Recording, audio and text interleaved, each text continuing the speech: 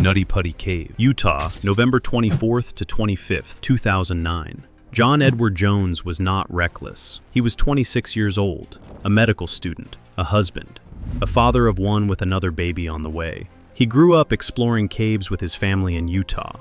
On Thanksgiving weekend in 2009, John entered Nutty Putty Cave with his brother and a larger group of friends and relatives, more than 10 people total.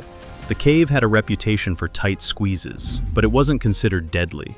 No one thought they were stepping into a fatal situation. The group moved inward slowly. Some stayed back in larger chambers.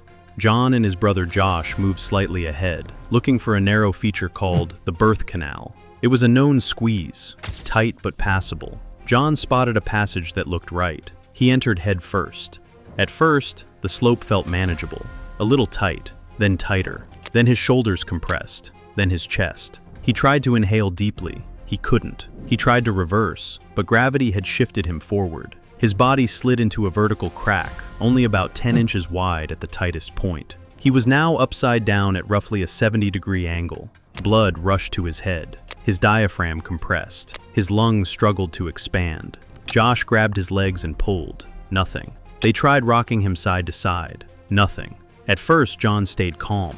He was a medical student. He understood physiology. He knew that inversion was dangerous long-term, but short-term, he thought rescue would come quickly, and it did. But here's what most people don't realize. Cave rescues are not like mountain rescues. There's no helicopter, no quick extraction. Every inch must be engineered. Over 100 rescuers responded. They drilled anchors into limestone walls, set up complex pulley systems, calculated angles and load distribution. For nearly 27 hours, John remained conscious. At one point, they managed to lift him several inches upward. That moment gave everyone hope. Then the primary anchor bolt failed. The bolt tore out of the cave wall. The rope system collapsed. John slid even deeper into the crevice than before. After that, repositioning him became nearly impossible. Hours passed. Inversion places extraordinary strain on the heart. Blood pools in the brain. Fluid builds in the lungs. Breathing becomes labored. He began showing signs of cardiac distress. Shortly before midnight on November 25th, 2009, John Edward Jones went into cardiac arrest. He was pronounced dead underground. His body remains inside the cave. The state sealed Nutty Putty permanently, and for years afterward, rescuers said the same thing. They could hear him talking, joking, trying to stay calm. That's what made it unbearable. But America had watched something similar unfold decades earlier. Only that time, the entire country was listening live. Sand Cave, Kentucky, January 30th to February 16th, 1925.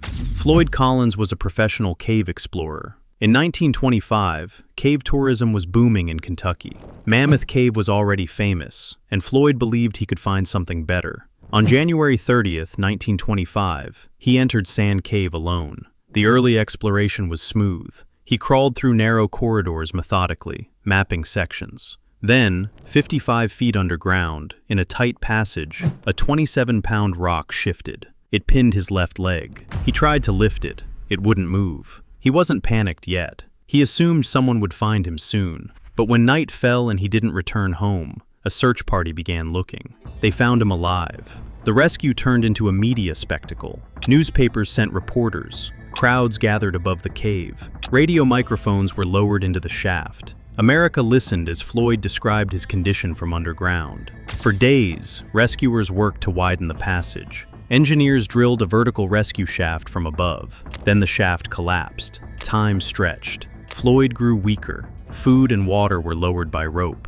Temperatures underground were cold and damp. After more than 2 weeks trapped, Floyd Collins died on February 16, 1925. When they finally reached him, he had succumbed to exposure and dehydration. Floyd Collins' death sparked the first national cave rescue effort in American history. But even with better techniques and full rescue teams, some passages are simply too narrow for help to reach, as a group of young British cavers would discover on a cold morning in 1959. Peak Cavern, England, March 22nd to 24th, 1959.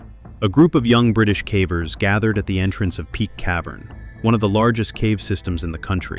Among them was Neil Moss. Neil was just 20 years old, a university student, curious, energetic, and passionate about cave exploration. To him, caves weren't terrifying, they were puzzles. That day, the group planned to explore a notoriously tight vertical passage deep inside the cave, a narrow shaft that twisted downward into a cramped fissure system. Cavers knew it would be difficult, but difficult wasn't unusual. So the team moved slowly through the cave, crawling through chambers and squeezing past limestone walls, polished smooth by centuries of underground water. Eventually, they reached the vertical shaft. It was narrow, very narrow. The kind of passage where you descend slowly, inch by inch, with rock pressing against both shoulders. Neil volunteered to go first. At the beginning, everything was routine. He lowered himself carefully, using ropes and footholds carved by previous explorers. His friends above listened to the scraping sounds of boots against rock as he moved deeper into the darkness. Then the shaft tightened, and tightened again. Soon, Neil reached a point where the passage narrowed into a thin crack, barely wider than a human body. But he kept moving, just a little further, just a little deeper. Then suddenly, he slipped. His body dropped several feet into the fissure below. At first, the group above thought he had simply repositioned, but when they called down to him, his voice came back. He was stuck. The fissure had closed around his body like a vice. He couldn't move his arms enough to climb back up, and the rock walls pressed tightly against his chest. The group immediately realized the situation was serious. Rescuers were called. Soon, experienced cavers and rescue personnel began arriving at Peak Cavern.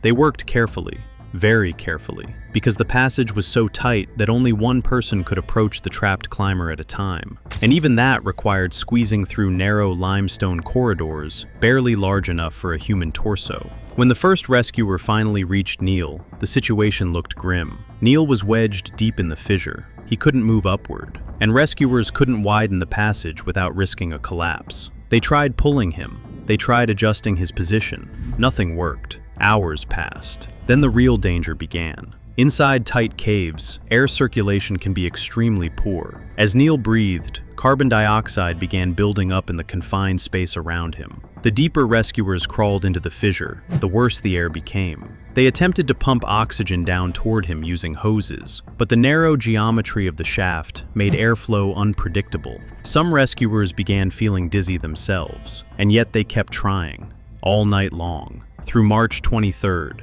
But every attempt failed. The passage was simply too narrow. Rescuers could hear Neil speaking at first, but as hours passed, his voice grew weaker. The air around him became heavier, thicker, harder to breathe. Eventually, even the rescuers approaching the shaft began experiencing the effects of the carbon dioxide buildup. By early morning on March 24, 1959, the rescue team faced a devastating reality. There was no safe way to reach him, and the air inside the fissure had become lethal. Neil Moss was declared dead. His body remained trapped in the cave to this day, because removing it would have required breaking apart large sections of unstable rock, a process that could have collapsed the entire passage and endangered the rescuers themselves. The chamber where he died was later named Moss Chamber. Even today, cavers who pass that section of Peak Cavern know exactly where it is. Some say the narrow shaft still feels different, quieter, heavier, a reminder of just how quickly a cave can change from an adventure into a trap. Neil suffocated in silence, surrounded by rock, in a hole barely wider than his own body. That is perhaps the most terrifying way a cave can kill you, or so you'd think. Because what if the walls weren't rock? What if they were water? Boesmanscot, also known as Bushman's Hole, South Africa, January 8, 2005. Dave Shaw was one of the most experienced technical cave divers in the world.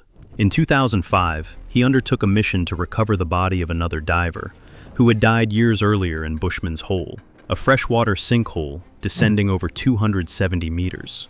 The dive was engineered carefully, multiple gas mixes, stage cylinders, safety divers stationed at intervals. The descent was controlled. At depth, he located the remains. But extreme depth changes everything. Buoyancy shifts, gas density increases, decision-making slows. Video later recovered from his helmet shows him interacting with the body. Then, something changed. Reports suggest entanglement complications and rising gas consumption. His breathing rate increased, visibility dropped, time compressed. He did not return to the surface. His body recovery required extraordinary risk from other divers. The cave diving community debated the mission for years afterward. Dave Shaw was one of the best in the world. And it still wasn't enough. Now imagine this. Agnes Malovka once filmed a movie scene where a diver drops her spare air tank to squeeze through a tight passage, and survives. Months later, in a real cave, the same situation unfolded, except this time, there was no director to call cut. Tank Cave, Australia, February 2011. In the world of cave diving, few names were as respected as Agnes Malovka. She wasn't just another diver exploring underwater caves. Agnes was known internationally for her skill, precision, and calmness in some of the most dangerous environments on Earth. By 2011, she had participated in expeditions across multiple continents and was deeply involved in documenting cave systems through underwater photography and film. For Agnes, caves weren't just places of risk, they were places of discovery. In February 2011, she traveled to Tank Cave, a flooded cave system popular among experienced technical divers. Tank Cave is beautiful, but deceptive. Clear water, limestone tunnels, and narrow restrictions that twist deep underground. On the day of the dive, conditions seemed normal. Agnes entered the cave with another diver, following a guideline, a thin rope divers place through the cave so they can always find their way back to the exit. At first, everything went smoothly. The water was clear, visibility was good. The pair moved calmly through the underwater tunnels, navigating the cave the same way thousands of divers had done before. But cave diving has one unforgiving rule. You must always know exactly where your exit is. At some point during the dive, Agnes and her partner became separated. It doesn't take much for that to happen underwater. A momentary distraction, a cloud of disturbed silt, a diver turning into a side passage. Inside caves, visibility can drop to 0 in seconds, and when that happens, the cave becomes a maze of darkness. When Agnes did not return from the dive, search teams entered Tank Cave. They followed the guideline deeper into the system. Eventually, they found her body inside the cave. Investigators later concluded that Agnes had run out of breathing gas before she could reach the exit. In cave diving, there is only one way out, and if you lose it, the cave keeps you.